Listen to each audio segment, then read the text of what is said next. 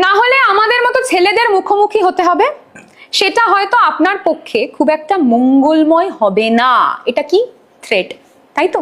কি কি থ্রেট? আমাদের মতো ছেলেদের মুখোমুখি হতে হবে। আমাদের মতো ছেলেরাই মনোজিৎ মিশ্র, আমাদের মতো ছেলেরাই পরবর্তীতে মনোজিৎ মিশ্রের মতো কলেজ ক্যাম্পাসে, রাস্তায়, বাসে, ট্রেনে, ট্রামে মেয়েদেরকে হ্যারাস করে, বৃহত্তর ক্ষেত্রে রেপ করে।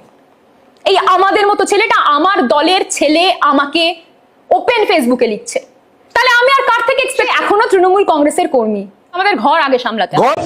রাজন্যা আজকে যে কথাটি বলছেন, এটা তো প্রথমবার যে ঘটনাটি বাংলার ঘটেছে তা তো নয়। রাজন্যার যারা নেতা নেত্রীরা রয়েছেন তার দলে, তারা আজকে ধর্ষকদের আশ্রয় দিয়েছে। তারা আজকে ইলেকশন না হওয়া সত্ত্বেও ইলেকশন রুম খোলা, ইউনিয়ন রুম খোলা থাকে, প্রিন্সিপাল থাকে না, এবং এই ধরনের মনোজিতের মতো দুষ্কৃতীরা তারা সন্ধ্যে 7:30টার পরেও তারা কলেজে কলেজে ঘুরে বেড়ায়।